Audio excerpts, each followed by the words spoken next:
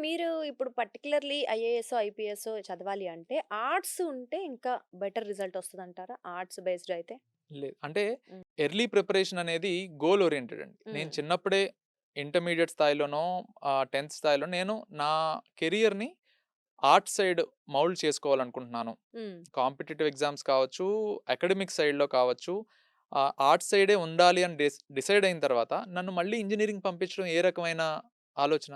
Okay. హ్మ్. Arts prepare అయ్యేదే చాలా తక్కువ మంది. అవును. వాళ్ళను గూడా మళ్ళీ ముందు ఇంజినీరింగ్ చేసే తర్వాత ఇటు వచ్చేయి అంటం తప్పు అని నేనంటాను. ఓకే. ఆ రైట్. ఆర్ట్స్ వెళ్ళాలి అనుకునే వాళ్ళకి ప్రాపర్ రిసోర్సెస్, ఇన్‌ఫ్రాస్ట్రక్చర్ క్రియేట్ చేయడంలో ఇక్కడ హ్మ్. సిస్టమ్స్ ఫెయిల్ అయ్యాయి అనేది నా ఉద్దేశం. ఓకే. అందుకని ఆ వేలో మనం వర్క్ చేస్తే డెఫినిట్‌గా ఆర్ట్స్ తీసుకున్న వాళ్ళకి బెటర్ రిజల్ట్స్ ఒస్తాయి. ఎందుకంటే మీరు ఆల్ ఇండియా ర్యాంక్స్ తీసుకుంటే ఇంజినీరింగ్ చేసిన వాళ్ళ సక్సెస్ రేట్ చూడండి. అలాగే ఆర్ట్స్ తీసుకొని సక్సెస్ అయిన వాళ్ళు చూడండి. మన హ్మ్. ఆంధ్ర, తెలంగాణ స్టేట్స్‌లోనే మీరు చూస్తే హ్మ్. ఇంజినీరింగ్ చేసిన వాళ్ళు సక్సెస్ రేటు 25 ఇయర్స్ నుంచి 30 ఇయర్స్ లోపుంటుంది. ఓకే. అదే ఆర్ట్స్ తీసుకొని సక్సెస్ అయిన వాళ్ళు 20-25 మధ్యలో ఉంటుంది.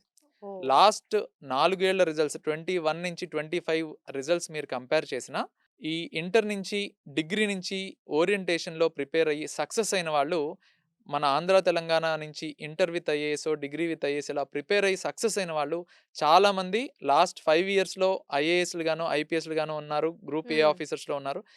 మొన్న తెలంగాణ గ్రూప్ 1 కావచ్చు, ఏపీ గ్రూప్ 1లో గూడా ఈ ఆర్ట్స్ ఓరియంటేషన్‌తో ఉన్న వాళ్ళే సక్సెస్ అయ్యారు. ఇది ఎవరు ఓకే. రిపోర్ట్ చేయరు. అంటే ఎర్లీ ఏజ్‌లో గూడా అయ్యారు మీరు అదే చెప్తున్నారు. ఎగ్జాక్ట్‌లీ. రైట్. సో అంటే ఇయర్స్ ప్రాక్టీస్ అవసరం లేదు. ఈజీగా వాళ్ళకి వచ్చేస్తుంది అంటారు. అవును. రైట్. అంటే చాలామంది ఇంకొక ఆర్గ్యుమెంట్ ఏం చేస్తారు అంటే, ఇంజినీరింగ్ అయితే ఒకవేళ ఫెయిల్ అయితే ఏదో ఒక జాబ్ వస్తుంది అని. అవును.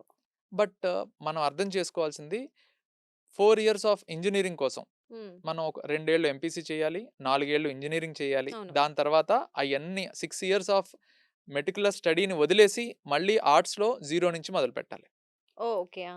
So, 6 right. Years of time నాకు వేస్ట్ అవుతుంది. మళ్ళీ సివిల్స్‌కి జీరో నుంచి మొదలుపెడితే ఒక 2, 3 ఏళ్ళు మళ్ళీ మొత్తం అంతా సిలబస్ కోచింగ్ తీసుకోవాలో, సొంతంగా చదువుకోవాలో, వితౌట్ కోచింగో, విత్ కోచింగో ఒక 3, 4 ఇయర్స్ కష్టపడి first attempt, second attempt, third అటెంప్ట్‌లో హ్మ్. మన హార్డ్ వర్క్‌ని, లక్‌ని టెస్ట్ చేసుకోవాలి.